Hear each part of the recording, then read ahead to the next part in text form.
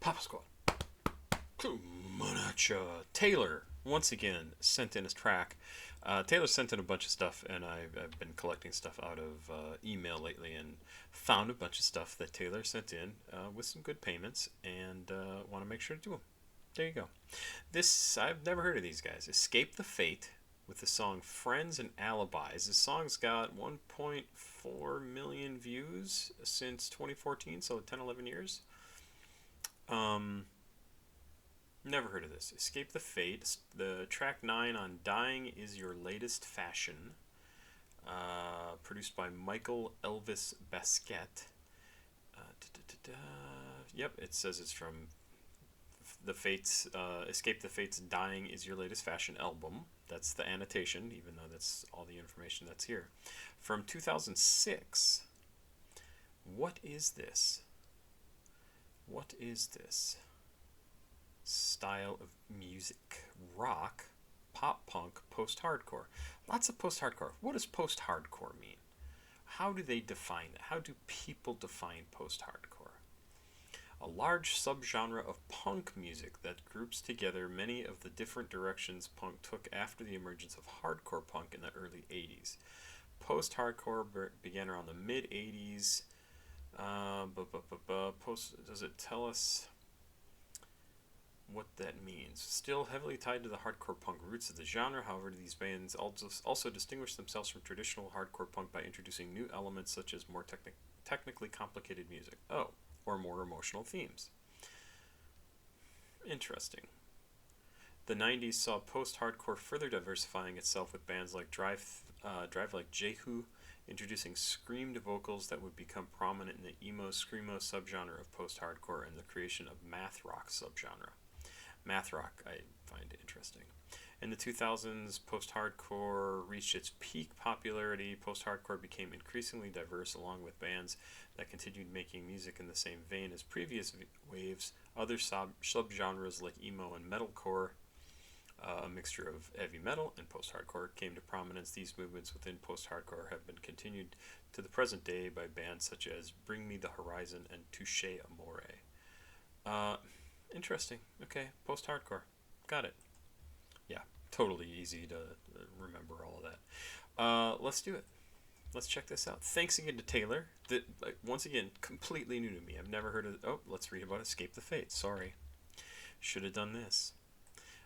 Is an American rock band from Las Vegas, Nevada, formed in 2005 and originally from Pahrump, Nevada. I love the word Pahrump. They are signed to 11-7 Music. The group consists of Robert Ortiz, drummer, Craig Mabbitt, lead vocals, Mabbitt, I don't know, TJ Bell, rhythm guitarist and vocalist, Kevin Thrasher Gruft, lead guitarist, and touring musician Max Georgiev, bassist. As of 2013, Ortiz is the last founding member of the current lineup in the group.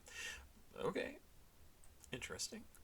Let's see. Well, that's of 2013, so this is 2006, so this must be pretty early on. Let's do it. Friends and Alibis. Please like, subscribe, share. Please go watch another video on the channel. CashApp, PayPal, Patreon information down below in the description of the video if you want to send me something to react to. Friends and Alibis.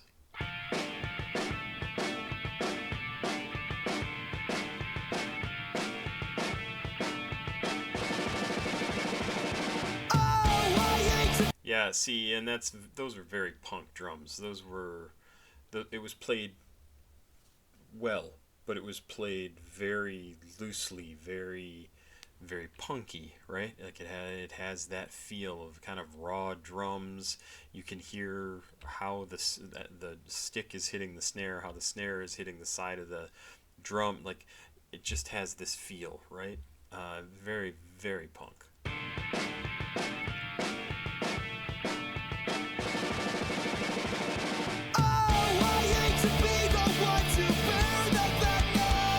Good voice.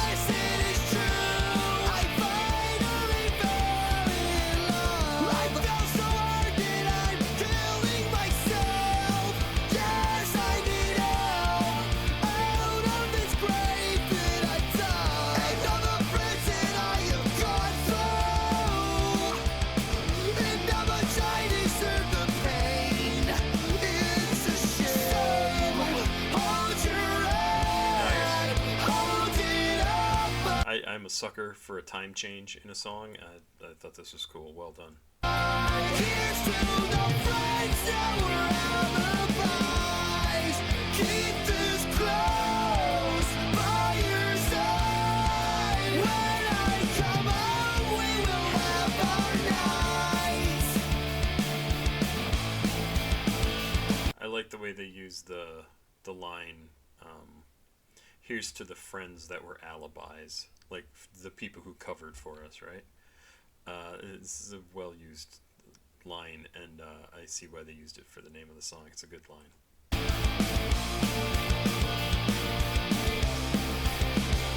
Oh, they always told me I was going to sit away, and that fateful day I found who I was. Some feel their soul with my prescriptions. I just keep feeding my addictions, and all the friends that I have gone through, and now my time deserve the pain. It's a shame. Hold your head, hold it up. Interesting. They have that as the chorus with that big time change. That is cool. Here's to the friends that were alibis. Keep this close by your side. When I come home, we will have our nights. We will have our nights. You were the ones that stood by my side. Whoa. And I was the one that fought all of your fights.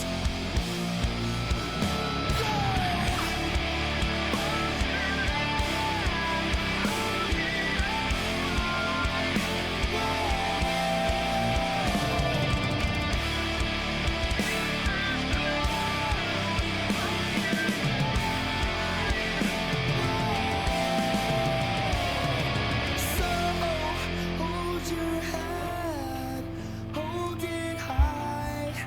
Here's to the friends that were alibis. Keep this close by your side. When I come home, we will have our nights. Hold your head, hold it up. Oy, already too long. Like, it's a very lot of power in this song, right? So it becomes a little overwhelming.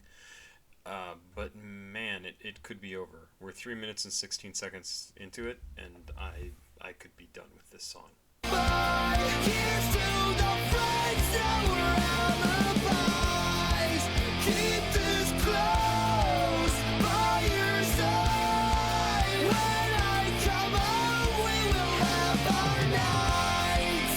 Hold your head, hold it up.